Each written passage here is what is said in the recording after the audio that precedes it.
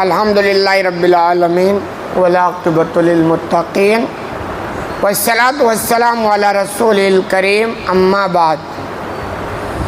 باتیں فضیلتوں کے تعلق سے چل رہی ہیں، نبی کریم صلی اللہ علیہ وسلم کے تعلق سے۔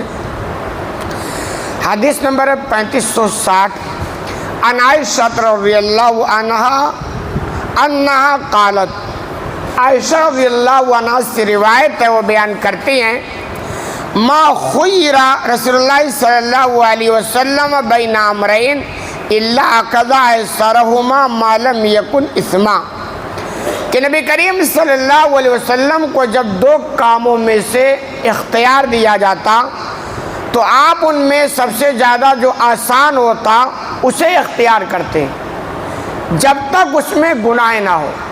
کہنا یہ چاہتے ہیں کہ آپ کے سامنے کبھی بھی کوئی کام ہوتا اور یہ ہوتا کہ بھئی یہ دونوں میں سے کوئی بھی آپ کر سکتے ہیں، تو آپ دیکھتے کہ اس میں آسان کون ہے، آسانی کو اختیار کرتے ہیں، لیکن شرط یہ ہوتی کہ اس میں کوئی گناہ نہ ہو، کوئی منکر کار نہ ہو۔ یہ ہوا کرتا تھا۔ مثلا کہیں آپ جا رہے ہیں، آپ کے سامنے دو راستے ہیں اور دونوں آپ کی منزل تک پہنچا رہے ہیں، اب آپ کو اختیار ہے تو اس اختیار میں نیچر جو یہ ہے کہ آسانی کو ترجیح دی جائے، یہ کہ بھئی راستہ آسان کون سا ہے۔ تو نبی کریم صلی اللہ علیہ وسلم کا بھی یہی طریقہ تھا کہ جب بھی آپ کے سامنے کوئی ایسے کام ہوتے جس کے آپشن ہوتے تو آپ یہ دیکھتے کہ ان میں آسان کون ہے، اور یہ نیچر ہے اور یہی رہنمائی ملتی ہے۔ یہ دینداری نہیں ہے کہ آسان راستہ ہے اس کے بعد اپنے آپ کو آپ تکلیف میں ڈال دیں، آسانی والا کام ہے پھر بھی آپ اپنے آپ کو مشکل میں ڈالیں، یہ نیچر کے بھی خلاف ہے اور اسلام کے مزاج کے بھی خلاف ہے۔ لیکن شرط ہے کہ اس آسان کام میں کوئی گناہ نہ ہو۔ کہ اگر گناہ ہوتا فَإِنَّ كَانَ إِثْمًا كَانَ أَبْعَدَ النَّاسِ مِنْهُ، تو آپ صلی اللہ علیہ وسلم لوگوں میں اس کام سے سب سے زیادہ دوری اختیار کرتے تھے، یعنی آسانی تو اختیار کرتے، لیکن اس آسان کام میں اگر گناہ ہوتا تو پھر آپ نہیں۔ کیوں؟ کیونکہ آسانی تو دنیا میں ہے اور گناہ ہو گیا تو یا تو گناہ کی سزا دنیا میں مل جائے، اور اگر دنیا میں نہ ملا تو آخرت میں تو ملے گی ہی، اور وہ بڑا خطرناک ہے۔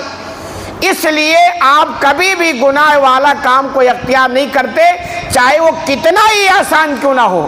اسی لیے دوسرے حدیث میں اس کی رہنمائی ہے، القیس من دان نفسہ وعمل لما بعد الموت، ہوشیار وہ ہے جو اپنے آپ کو دیکھے، اپنا محاسبہ کرے اور مرنے کی بات کی تیاری کرے۔ یعنی ہوشیار آدمی ہوتا ہے نا جس کی نگاہ آخرت پر ہوتی ہے، آخرت بنانے پر ہوتی ہے۔ آپ اس کو اچھی طرح سمجھ لیں، جو بھی بندہ دنیا بنانے میں لگا ہے اور اس بنانے میں آخرت بگاڑ رہا ہے، وہ دنیا کا وہ ہوشیار آدمی نہیں، چاہے ہم ہو چاہے آپ ہو۔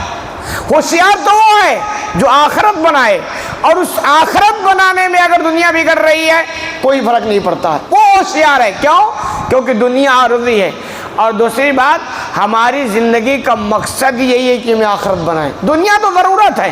ہوشیار آدمی مقصد پر فوکس کرتا ہے کہ ہمارا مقصد یہ ہے، ہمیں مقصد ملنا چاہیے، اس مقصد کے لیے اگر کوئی نرم گرم ہوتا ہے تو چلتا ہے، کوئی سہولتیں قربانی کرنے پڑ جائے تو چلتا ہے۔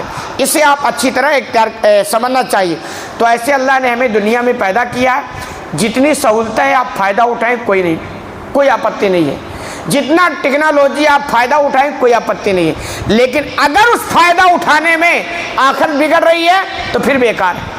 موبائل ہے کوئی بات نہیں، آپ فائدہ اٹھائیں، لیکن اس فائدہ کے چکر میں آپ اگر اس سے غلط فائدہ اٹھاتے ہیں، آپ کو گناہ مل رہا ہے، آخرت برباد ہو رہی ہے، پھیر دو کچڑے میں، کیونکہ دنیا تو چلو نرم گرم ہو جائے گی، آخرت بگڑ جائے گی۔ آپ کو اللہ نے کولر دیا، ٹھیک ہے فائدہ اٹھائیے، آرام حاصل کیجئے، اے سی لگا کے سوئیے، کوئی مسئلہ نہیں ہے، خوب فائدہ اٹھائیے، لیکن اے سی اور کولر کے چکر میں اگر آپ کی فجر کی نماز چھوٹ رہی ہے تو بیکار ہے، کسی کام کا نہیں ہے۔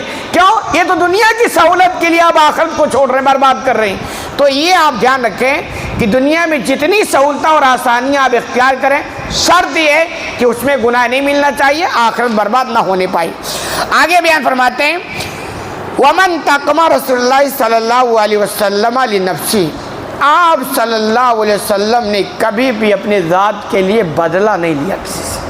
یہ آپ صلی اللہ علیہ وسلم کی صفات کے بیان. کبھی بھی اپنی ذات کے لیے بدنہ نہیں لیا کہ آپ کو کوئی چڑھا دیا, آپ کو کوئی مجنوں کہہ دیا, کوئی شاعر کہہ دیا, کوئی گالی دے دیا تو بھائی مجھے کیوں گالی دیا, میں تو چھوڑوں. کبھی بھی ایسا نہیں. یہی ہمارے اندر بھی ہونا چاہیے. ذاتی انتقام جہاں تک ہو سکے اگنور کرو, صبر کرو, نہیں لینا چاہیے. اور آگے کر اللہ ان تنتہک حرمت اللہ فینتقم للہ بہا. ہاں اگر اللہ کی حرمت کو پامال کیا جاتا تو پھر اللہ کے لیے اس کا بدلہ اب لے لیتے تھے. مثلا چوری کیا, کوئی کمپرومائز نہیں, ہاتھ کاٹا جائے گا. کیوں؟ اللہ کی حرمت ہے برباد وہ توڑی جا رہی ہیں. زنا کیا ہو, پکڑے گئے, کوئی نرم نہیں, سزا ملے گی. یعنی جہاں حرمت یا اجتماعیت کو خطرہ ہو جائے یا سماج کے لیے نقصان ہو, جماعت کے لیے نقصان ہو, تو اس ایک فرد کی رعایت نہیں کی جائے گی. لیکن آپ صلی اللہ علیہ وسلم اپنی ذات کے لیے کبھی بھی کسی سے انتقام نہیں لیتے. آج ہمارا معاملہ بالکل الٹا ہے. سماج کو کوئی برباد کرے کوئی مسئلہ نہیں, ایک دم صبر سے ہم بیٹھے رہتے ہیں. اسلام کے کوئی دھجیاں بگاڑے کوئی مسئلہ نہیں. بے حیائی اور عریانیت کا کوئی سرے عام بازار کرتا ہو کوئی مسئلہ نہیں. کتنے دھڑلے سے گناہ کا کام ہو, ہمارے جسم پر جو نہیں ریکھتا, سب برداشت کرتے ہیں. لیکن اگر ہماری ذات کو اگر کسی نے تکلیف پہنچا دیا نا تو ہم کسی سے کم نہیں. پھر تو ہم انتقام کے لیے بھڑک اڑتے ہیں, جو بالکل ٹوٹل الٹا ہو گیا ہے. آپ صلی اللہ علیہ وسلم کا طریقہ تھا, ذات کے لیے انتقام نہیں لیتے تھے, لیکن اللہ کی حرمتیں جہاں پامال ہوتی تھی پھر آپ چھوڑتے بھی نہیں تھے. اللہ کرے یہ ساری باتیں ہماری سمجھ میں آ جائیں. اللہ رب العالمین سے دعا ہے کہ الہ العالمین تو ہمیں کہنے سننے زیادہ عمل کرنے کی توفیق عطا فرما.